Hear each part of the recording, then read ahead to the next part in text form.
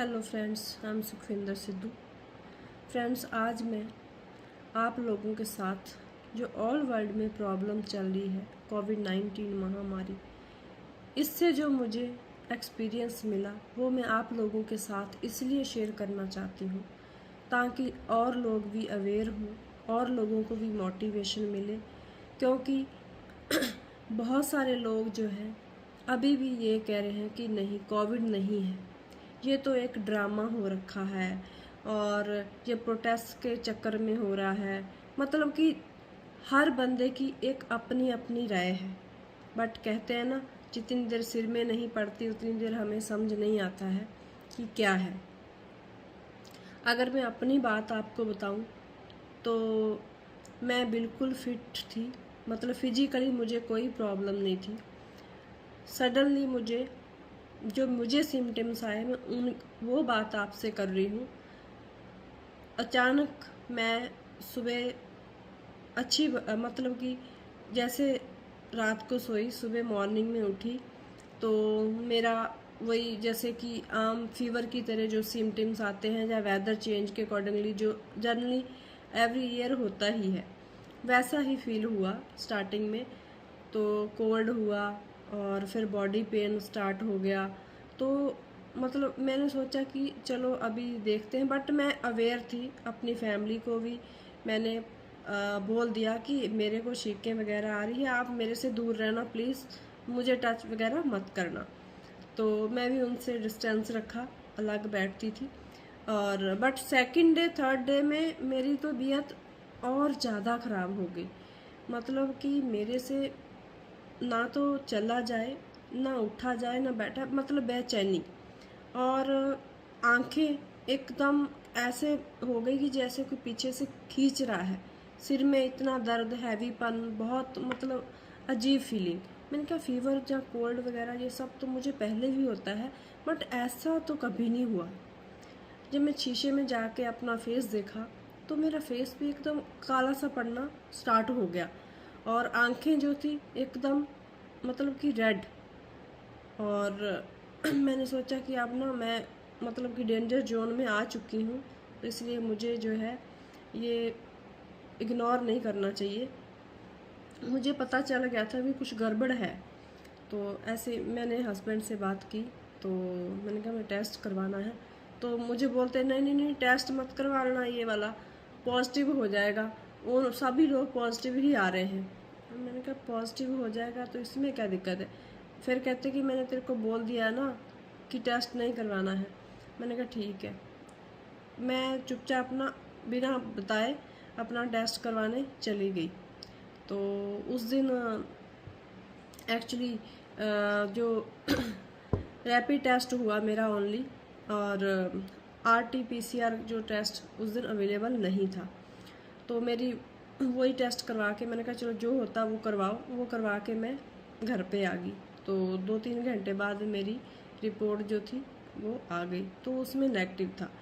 तो मुझे मतलब फिर भी मैं टिकी नहीं, बैठी नहीं। मैंने कहा मतलब कि नेगेटिव तो हो ही नहीं सकता, मुझे नहीं लगता। मेरी इतनी हालत जो है ख़राब होती जा रही है तो मैं इसको इग्नोर नहीं कर सकती हूँ। तो मैं फिर अगले दिन फिर मैं मतलब कि हाँ, तीसरे दिन फिर मैं दोबारा से फिर चली गई लैब में।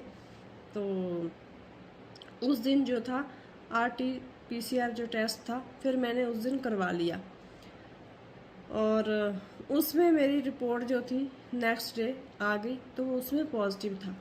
तो मैंने सोचा कि शुक्र है कि चलो कंफर्म तो हुआ कि क्या है, मैं कम से कम एटलीस्ट अपना ट्रीटमेंट डॉक्टर की सलाह से कर तो सकूं, मेरी अपने को बचाऊं और दूसरों को भी बचाऊं। और मैंने ऑन द स्पॉट जो है अपने आप को आइसोलेट किया और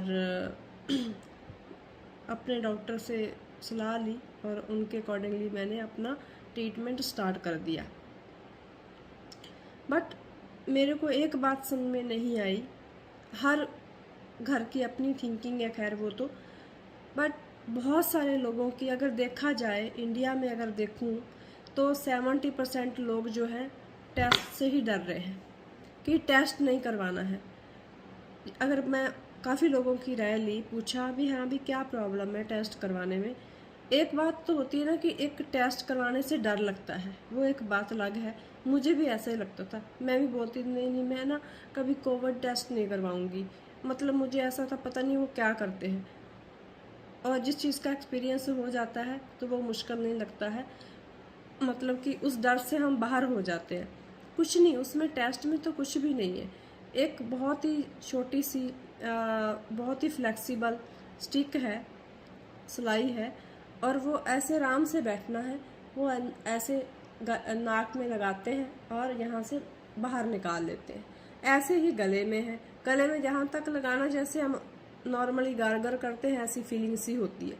1 सेकंड में ये हो जाता है, कुछ भी घबराने वाली बात है ही नहीं है।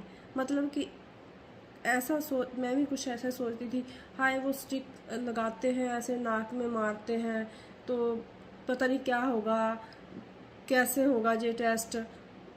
कुछ भी प्रॉब्लम नहीं है टेस्ट करवाने में। और दूसरी बात, कुछ लोग ये कह रहे हैं कि मतलब टेस्ट जो है जो भी करवाने जाता है, अगर किसी को फीवर है या कोई नॉर्मल खांसी आ रही है तो उसका भी पॉजिटिव टेस्ट आ रहा है। मुझे इस बात की ये नहीं समझ आई इसका लॉजिक समझ में नहीं आया कि लैब्स वालों को क्या लेना देना है आपके नेगेटिव आए पॉजिटिव आए। उन्होंने तो आपको जो है वो कंफर्म ही तो करना है, आपने उनको फीस दी है, उनसे कोई लेना देना नहीं है। या तो ऐसा तो है नहीं कि उनकी जो है हॉस्पिटल से डीलिंग चल रही है कि हाँ इतने केसेस आएंगे और पॉजिटिव लोगों को हम आपके हॉस्पिटल्स में भेजेंगे।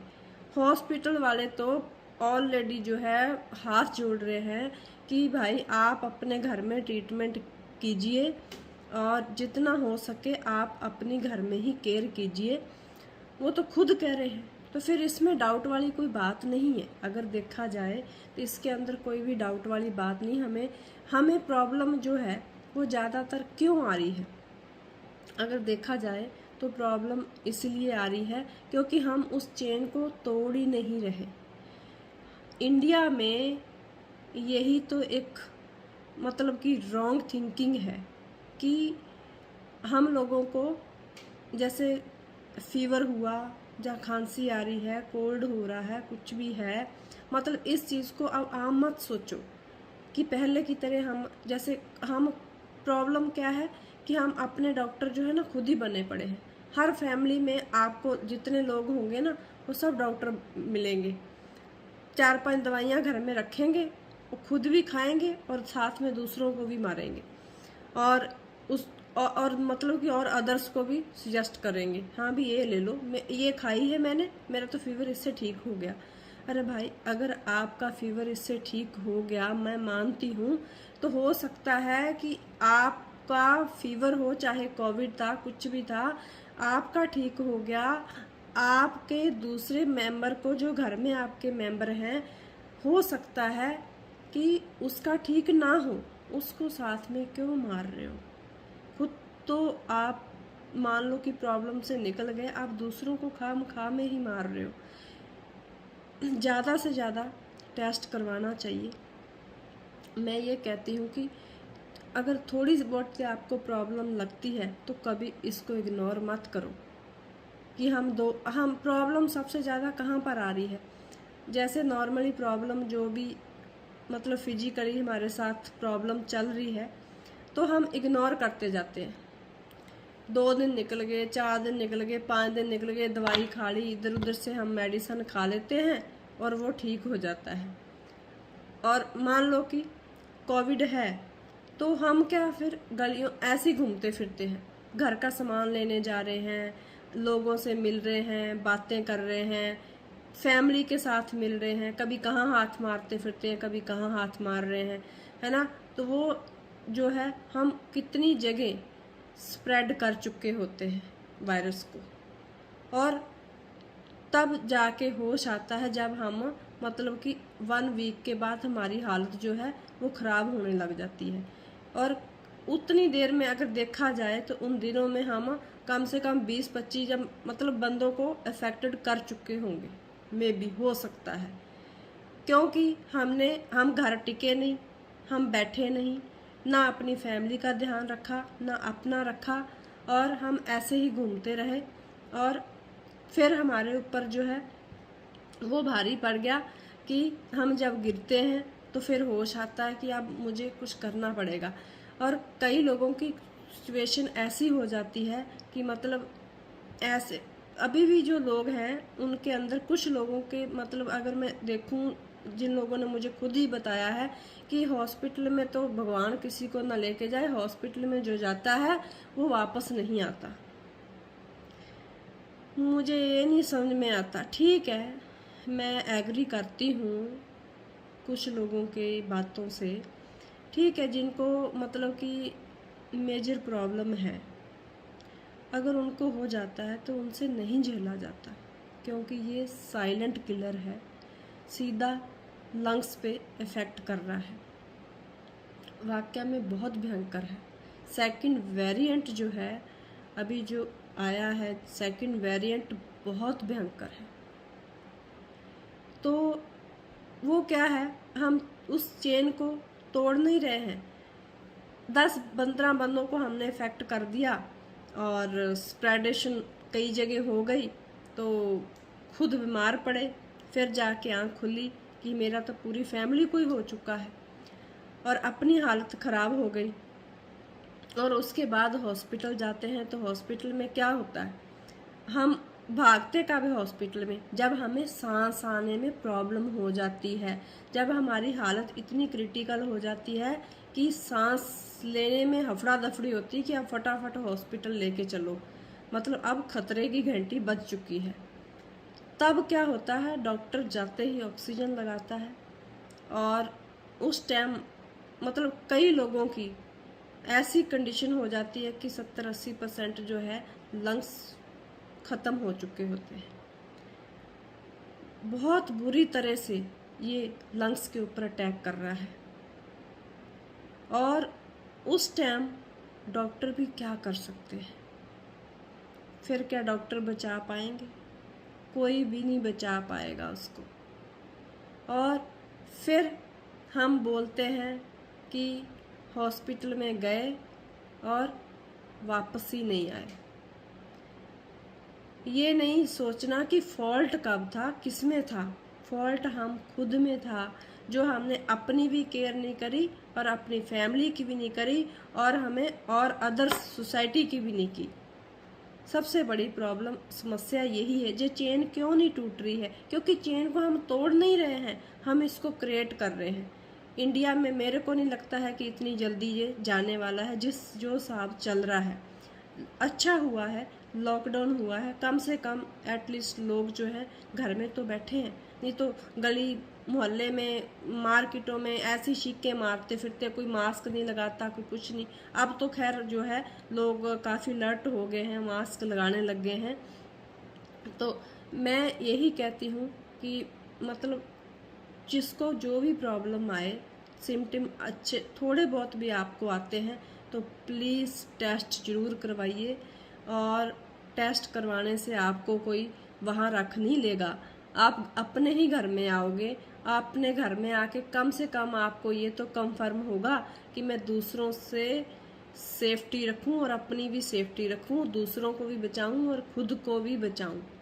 तो प्लीज़ मेरी रिक्वेस्ट है कि आप प्रोटेक्शन कीजिए, डबल लेयर के मास्क लगाइए, सैनिटाइजेशन बार बार करिए, और खुद को भी बचाओ और दूसरों को भी बचाओ। अब ये मत सोचो, अपनी इस थिंकिंग को बिल्कुल चेंज कर दो कि हाँ कोविड नहीं है, ये तो एक आम फीवर है। फीवर की मेडिसिन खा के आपका फीवर था ठीक हो गया, जहाँ आपको उस मतलब वायरस ने इतना आपके ऊपर अटैक नहीं किया, लेकिन आपने स्प्रेडेशन जो था वो पूरे घर में कर दिया, वायरस पूरे घर में आपने फैला दिया। हो सकता है कि आपके घर में कुछ ऐसा फैमिली मेम्बर भी हो सकता है जो कि बहुत सेंसिटिव हो और उसको कोई डिसीज़ हो, वो उस चीज़ को सहन ना कर पाए। आप उसको भी फिर वही जो मेडिसिन आपने खाई वही मेडिसिन आप उसको दे रहे हो। खुद हम जब डॉक्टर बने पड़े हैं ना अब घर पे, तो इसीलिए ही हम अपना ज़्यादा नुकसान कर रहे हैं। और जो लोग अभी भी नहीं मान रहे हैं कि कोविड नहीं है, ये प्रोटेस्ट के चक्कर में हो रहा है, मतलब बहुत सारे मैं लोगों से बात कर चुकी हूँ, मुझे यही बहुत लोगों से जी सुनने को मिला, नहीं जी कोविड नहीं है, ये तो ऐसी ड्रामा हो रहा है, ये प्रोटेस्ट के चक्कर में। दिल्ली में इतना बुरा हाल हो गया है, हमारी आंखों के सामने डॉक्टर रो रहे हैं। अरे अगर हमें अभी भी अकल नहीं आई ना, तो फिर कब आएगी? मुझे नहीं लगता कि फिर ये हम इस चीज़ को मतलब कि ख़त्म कर पाएंगे। इसका मतलब हम इग्नोर कर रहे हैं और अपने आप में वही है कि ओवर कॉन्फिडेंस जी कुछ नहीं है। प्लीज़ जो लोग ये सोच रहे हैं कि कुछ नहीं है, आप अभी भी सुधर जाओ। और मतलब जिन लोगों के फैमिली मेंबर छोड़ के उनको जा चुके हैं, सडनली अटैक हुआ है, उनको पूछो उनका हाल क्या है। जब कहते हैं ना कि अपना कोई बिछड़ता है ना अपने पास में से, फिर पता चलता है, फिर हम सोचते हैं नहीं, हमें टाइम रहते संभलना चाहिए था। तो प्लीज़ मेरी रिक्वेस्ट है कि आप अपना डॉक्टर खुद मत बनो, आप अपनी सोसाइटी को बचाओ, अपनी फैमिली को बचाओ और अपने आप को भी बचाओ प्लीज़। और एक चीज़ मैं और कहना चाहती हूँ कि जो एक मुझे एक्सपीरियंस और भी मिला कि 14 दिन मैं अपनी फैमिली से लग रही, मतलब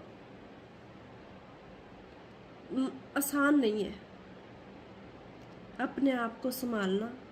और बहुत ही मतलब एक कहते हैं ना जेल की सज़ा काटने वाली बात है। बट मैं बहुत बार इमोशनल भी हुई और बहुत बैडली फील हुआ। बाहर थोड़ा सा देखती थी तो कोई भी नहीं दिखता था मुझे।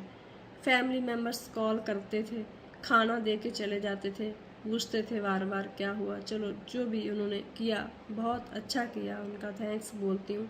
और भी रिलेटिव्स में मेरे को कॉल्स किए, सब की प्रेयर से ही मैं आज अच्छी हूँ, बहुत जल्दी रिकवरी हो गई है और मैं अब फिट और फाइन हूँ। और बट मुझे जो एक चीज़ फील हुई कि मैं 14 दिन के अंदर अपने आप को इतना मतलब वो किया, बट फिर भी मैं हिम्मत रखी। सही बताऊं तो मैं बहुत हिम्मत रखी।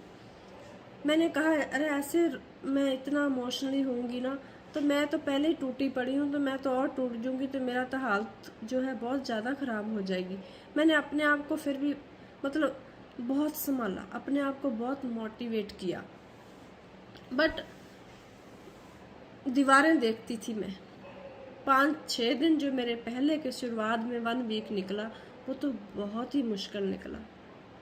ना मुझे पता था दिन कहाँ है और ना पता था रात कहाँ है। बट उस टाइम मैंने एक चीज़ तो फील की कि मुझे 14 दिन के अंदर मुझे इतना मतलब कि अकेलापन कितना भयंकर चीज़ है, बहुत ही भयंकर है वाकया में। बट फिर भी मैं वो झेल लिया, पर मैं दूसरों का भी तो ध्यान रखना था। तो एक चीज़ जो थी वो मेरे को पहले भी फील होता था। वैसे अगर मैं देखूं तो मुझे बहुत पहले भी मुझे बहुत ज़्यादा फील होता था, लेकिन अब जो था ज़्यादा हुआ कि जो हमारे बुजुर्ग हैं उनको देख के मैं पहले भी बहुत इमोशनल हो जाती थी, क्योंकि कई घरों के अंदर बुजुर्ग बेचारे ना एक कोने में पड़े रहते हैं। ऐसा नहीं है कि हर घर में है, बहुत सारे ऐसे घर भी हैं जिन्हों बुजुर्गों की बहुत सेवा होती है अच्छे से और उनकी बहुत ही अच्छे से रिस्पेक्ट होती है। बट कुछ लोगों के घरों के अंदर बुजुर्ग जो है ना बेचारे ऐसे पड़े रहते हैं, मतलब दीवारों को देख देख के दिन काटने वाली बात है। तो उनको देख के ना बहुत ही दुख होता है। बहू बेटे अपने काम में बिजी, पोते पोतियाँ अपने काम में बिजी, अपनी स्टडी में बिजी, अपनी मतलब की लाइफ में सब बिजी। उनको कोई नहीं पूछता, सिर्फ एक खाने पीने से मतलब होता है, खाना दिया 3 टाइम का 2 टाइम का जो भी है। बट ऐसा लगता है कि वो दीवारों को देख देख के जी रहे होते हैं। और ऐसा फील होता है कि वो बेचारे अपनी ज़िंदगी का लास्ट जो पड़ाव है वो जी नहीं रहे, वो काट रहे हैं। इतना बैडली मतलब फील होता है कि ये लाइफ जो है एंड तो सबका यही होना है, लेकिन पता नहीं क्यों हमारा समाज कहाँ जा रहा है, क्या सोच है। इतना जो ये गैप आ चुका है, क्यों आ चुका है। ये रिश्ते कुछ भी नहीं है क्या, जिन्होंने हमें जन्म दिया, जिनकी वजह से हम जहाँ हैं, क्या उनकी कोई कदर नहीं है। वो तो हमारे अनमोल हीरे हैं। अगर हम सोचें तो उनकी बदौलती तो हम सब कुछ है हमारे पास। अगर वो नहीं होते तो हम कहाँ होते। हम मंदिर में जाते हैं, हम पूजा करते हैं, बड़े पुजारी बनते हैं, घर में बड़े भजन बंद की करेंगे, लेकिन सबसे बड़े गुरुजन जो है वो तो बेचारे को कभी हम जाके ये नहीं पूछा कि आपका हाल क्या है। सिर्फ खाने पीने से, सेवा से मतलब जो भी है। मतलब मेरा कहने का मतलब ये है कि प्लीज़ जो हमारे बुजुर्ग हैं ना, सबसे बड़ी ब्लेसिंग हमारी वही है। उनका अगर आशीर्वाद मिल गया ना तो ज़िंदगी में कोई दुख आने वाला है ही नहीं। सच्ची में दिल से कह रही हूँ, अगर उनका आपने आशीर्वाद ले लिया ना दिल से तो कभी आपको कोई तकलीफ होगी ही नहीं। और दूसरी बात कि हमने कभी भी जाके उनके पास नहीं बैठते। कुछ बहुत देखती हूँ मैं, कभी उनके पास जाके ये नहीं पूछा हमें कि आपका क्या हाल है। कभी उनके दिल की नहीं जानने की कोशिश की, कभी किसी ने नहीं पूछा उनसे। वो बेचारे सिर्फ देखते रह जाते हैं, बस देख देख के उनको खुशी मिल रही है कि बस अपने अपने घर में हैं सब, इतना तो है। लेकिन उन पे क्या बीतती होगी बेचारों पे, जिनको हमने कभी जाके एक बार भी नहीं उनके पास बैठते कि कैसे हो आप। कुछ भी इंटरटेनमेंट नहीं किया हमने कभी उनके पास जाके। लेकिन हम अपने बच्चों को भी वैसे संस्कार नहीं दे रहे हैं। हम अपने बच्चों को भी नहीं बोलते हैं कि जाके आप दादी दादा के पास बैठो। कुछ घर ऐसे हैं, लेकिन ऐसा नहीं होना चाहिए। बहुत गलत हो रहा है। पता नहीं कितने पाप इंसानों ने इस धरती पे किए हैं, जो ये टाइम जो आया हुआ है ये सब देखने को मिल रहा है। ये भी तो एक बुरे कर्मों का ही ये फल है, जो इतना मतलब महामारी जो फैली हुई है। और जो हम घर में बैठे हैं, क्या मकसद है हमारे घर में बैठने का। उस भगवान ने बैठाया ही शायद इसीलिए है कि आप खुद को जानो आप क्या हो, और आप अपने परिवार को जानो, आप उनको अपना वक्त दो। शायद भगवान ने हमें यही समझाने के लिए आज घर में बैठा रखा है। तो सो प्लीज़ मेरी रिक्वेस्ट है लास्ट में फिर से कि आप अपने बुजुर्गों की भी सुनो, उनकी भी ब्लेसिंग लो, उनके भी पास बैठो, उनकी भी दिल की जानो। और बाकी एक लास्ट में कि आप अपने खुद के डॉक्टर मत बनो। वो टाइम नहीं रहा अब कि आप खुद के अपने डॉक्टर बन के बैठ जाओ और आप अपनी लाइफ को खुद ही खतरे में डालो। आपने इस कंडीशन जो चल रही है, जो सिचुएशन चल रही है, ये बहुत ही भयंकर है। आप अपनी ज़िंदगी को सेफ रखने के लिए आप किसी प्रोफेशनल की राय से, डॉक्टर से सलाह से ही मेडिसिन लो, ऐसे मत लो। और अपना ज़्यादा से ज़्यादा जो है सब लोग टेस्ट करवाओ और अपनी प्रोटेक्शन करो please. Thank you so much.